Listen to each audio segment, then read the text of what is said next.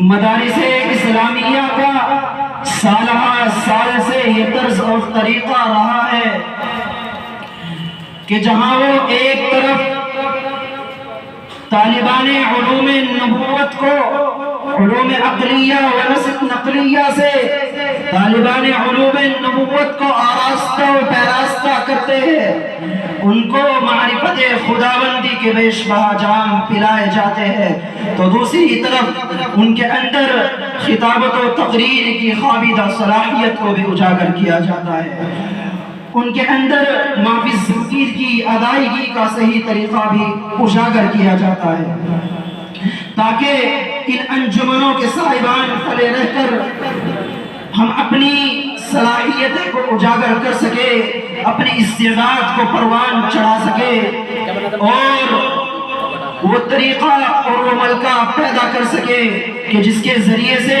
ہم اپنے پڑھے ہوئے نقوش کو لوگوں کے سامنے بیان کر سکیں۔ تو آئیے اسی خطابت کا ایک نمونہ ملاحظہ کرتے چلے، جس کے لیے میں دعوت دیتا ہوں محمد اویس متعلم سوم عربی کو کہ موصوف آئے اور تقریر پیش فرمائے۔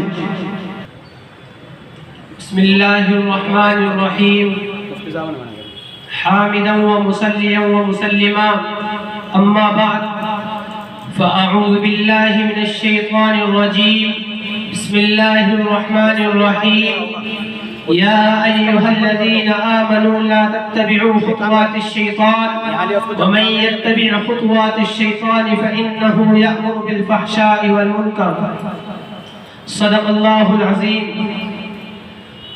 انداز بیاں گرچہ تھوڑا نہیں ہے میرا، انداز بیاں گرچہ تھوڑا نہیں ہے میرا، شاید کہ اتر جائے تیرے دل میں میری بات۔ میرے محترم محتشم ذی وقار علماء کرام، اساتذہ اعزام اور میرے ہم مکتب ساتھیوں، آج کی اس محفل میں اور آج کے اس مبارک پروگرام میں میری تقریر کا موضوع آج کا بگڑا ہوا معاشرہ اور ہماری ذمہ داریاں ہیں۔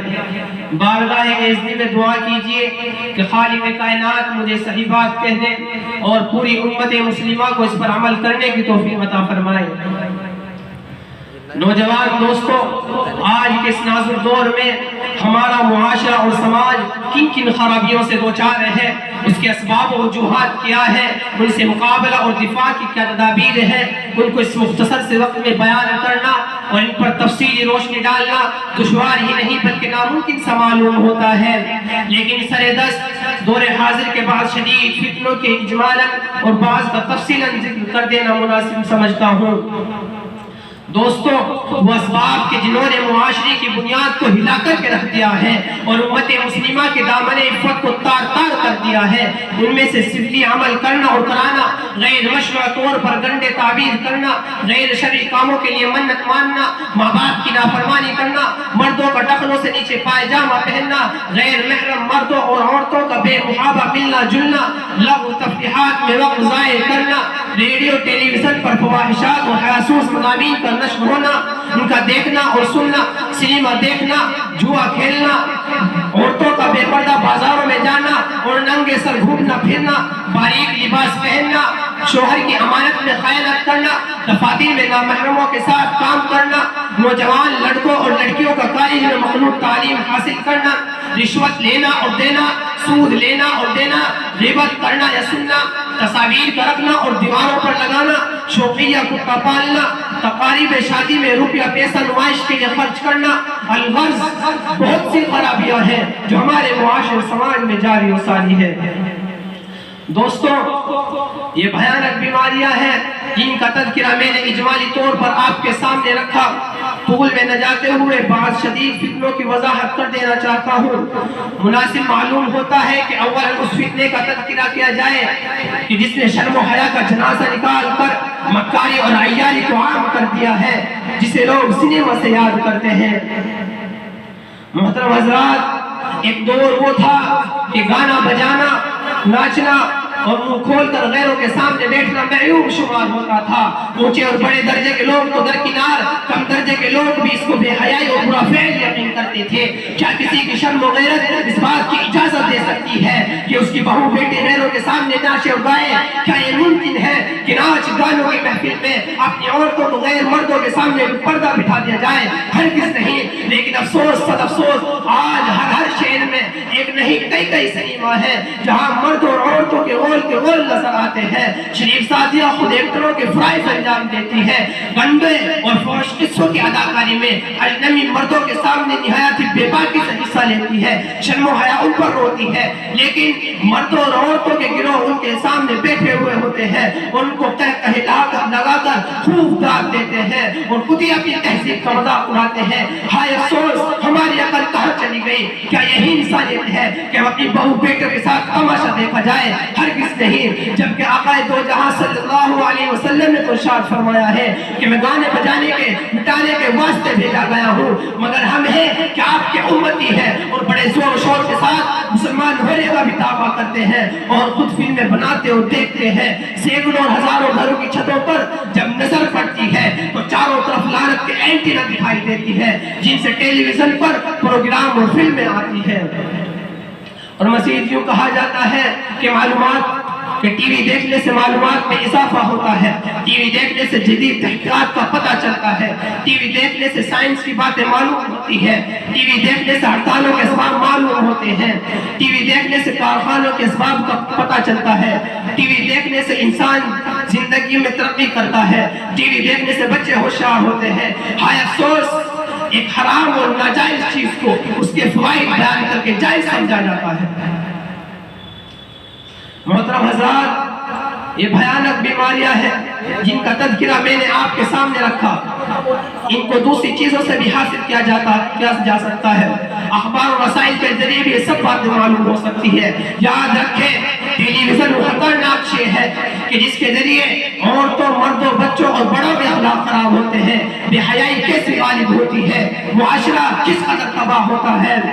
خاندان کے تمام افراد، ماں باپ، اولاد سب بے حیائی کا معائنہ کرتے ہیں. ایک دوسرے کو مارنے اور قتل کرنے کے واقعات بھی پیش آتے ہیں. فحاشی اور عریانیت اور شہوت انگیز مناظر کی کثرت ہوتی ہے. محترم حضرات، ہفت روزہ ختم نبوت پاکستان نے اپنے شمارہ نمبر 5 جلد نمبر 6 میں بڑا دردناک واقعہ بیان کیا ہے. واقعہ یوں ہے کہ رمضان المبارک کی بات ہے. افطار سے کچھ دیر پہلے ماں اپنی بیٹی سے کہتی ہے کہ بیٹی آؤ افطاری کی تیاری میں ہاتھ بٹاؤ. بیٹی کہتی ہے کہ مجھے تو ٹی وی پروگرام دیکھنا ہے، اس کو دیکھنے کے بعد کام کروں گی. بیٹی دیکھنے کے بعد چھت پر چلی جاتی ہے. کمرے میں ٹی وی رکھا ہوتا ہے. بیٹی ماں کے ڈر سے دروازہ بند کر لیتی ہے. ادھر ماں بیٹی کو آواز پر آواز دیتی ہے مگر وہ ایک نہیں سنتی. کافی وقت گزر جاتا ہے، گھر میں سب مرد بھی آ جاتے ہیں، افطار سے فراغت بھی ہو جاتی ہے، لیکن بیٹی کمرے سے باہر نہیں آتی. ماں بیٹی کو آواز پر آواز دیتی ہے لیکن بیٹی ایک نہیں سنتی. ماں کا دل ڈر جاتا ہے.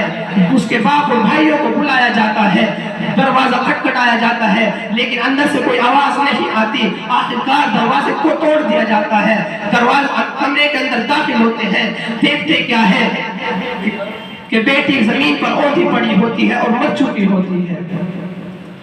سب کے سب اس کو زمین سے اٹھا کر تھک جاتے ہیں لیکن وہ نہیں اٹھتی. آخرکار کسی کے ذہن میں ایک بات آتی ہے کہ ٹی وی کو اٹھایا جائے تو لڑکی بھی اٹھتی ہے.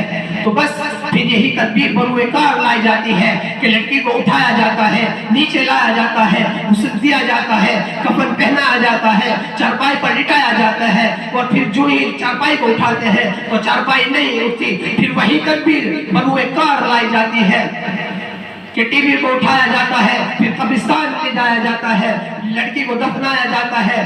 جب ٹی وی کو گھر لے آنا چاہتے ہیں تو ٹی وی نہیں اٹھتا. ٹی وی کو جو ہی اٹھاتے ہیں تو میت قبر سے باہر آ پڑتی ہے. پھر میت کو دوبارہ قبر میں دفنایا جاتا ہے. ٹی وی کو پھر اٹھاتے ہیں لیکن میت دوبارہ پھر قبر سے باہر آ جاتی ہے. اب تو سب کے سب حیران ہیں، پریشان ہیں، پریشانی کا عالم ہے، ہر تدبیر ناکام ہے. آخرکار یہ فیصلہ ہوتا ہے کہ ٹی وی کے ساتھ لڑکی کو قبر میں دفنا دیا جاتا ہے. دوستو، جگر پر ہاتھ رکھ کر فیصلہ کریں کہ اس لڑکی کا انجام کیا ہوا ہوگا. اور ایک نہیں، اس طرح کے متعدد واقعات رونما ہو چکے ہیں. اور ہماری ذمہ داری ہے کہ ہم قوم و ملت کو اس بھیانک بیماری سے بچانے کی فکر کریں، آقا دو جہاں صلی اللہ علیہ وسلم کی سیرت اور زندگی ان کے سامنے رکھے جو کہ قیامت تک آنے والے انسانوں کے لیے نمونہ ہے، اور معاشرے کو اخبار و وسائل کا درس دیا جائے۔ اور درد ملت ہے تو پھر آواز اٹھانی ہوگی، کہ درد ملت ہے تو پھر آواز اٹھانی ہوگی، صورتحال زمانے کو بتانی ہوگی۔ تو جو اٹھ جائے شرم و بے حیائی کے خلاف، اور تو جو اٹھ جائے اس شرم و بے حیائی کے خلاف، تیرے ایمان کی یہ زندہ نشانی ہوگی۔ وما علینا